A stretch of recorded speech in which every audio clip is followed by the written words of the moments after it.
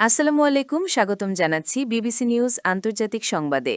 শুরুতেই সংবাদ শিরোনাম, এরপর বিস্তারিত। ২৪ ঘণ্টায় ইউক্রেনের ১,৫০০ সেনা নিহত, রাশিয়া। মার্কিন ইসরায়েলি হামলাকে বিপজ্জনক বলল রাশিয়া। দর্শক, এতক্ষণ শুনছিলেন সংবাদ শিরোনাম। এখন বিস্তারিত। আপনি যদি ইসরায়েলের ধ্বংস চান এবং মুসলিমদের পাশে থাকেন, তাহলে ভিডিওতে লাইক করে চ্যানেলটি অবশ্যই সাবস্ক্রাইব করে দিবেন এবং আপনার মূল্যবান মতামত অবশ্যই কমেন্টে লিখে জানিয়ে দিবেন। এখন বিস্তারিত।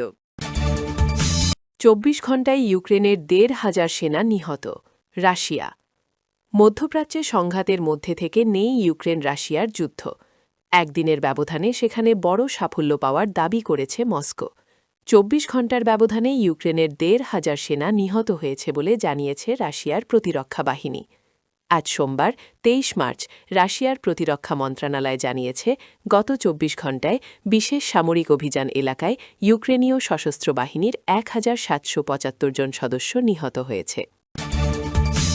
মার্কিন ইসরায়েলি হামলাকে বিপজ্জনক বলল রাশিয়া।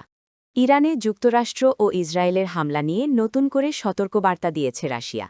ক্রেমলিন মুখপাত্র দিমিত্রি পেসকভ জানিয়েছেন, ইরানের বুশেহার পারমাণবিক বিদ্যুৎ কেন্দ্রের কাছে মার্কিন ইসরায়েলি হামলাগুলো অত্যন্ত বিপজ্জনক এবং রাশিয়া এ বিষয়ে যুক্তরাষ্ট্রের কাছে তাদের উদ্বেগ প্রকাশ করেছে। তিনি আরও যোগ করেন, এ ধরনের হামলা অপূরণীয় পরিণতির কারণ হতে পারে। পেসকভ বলেন, আমরা বিশ্বাস করি যে পারমাণবিক স্থাপনায় হামলা সম্ভাব্যভাবে চরম বিপজ্জনক। তাই রাশিয়া এ বিষয়ে অত্যন্ত দায়িত্বশীল অবস্থান নিয়ে বারবার তার উদ্বেগ প্রকাশ করেছে।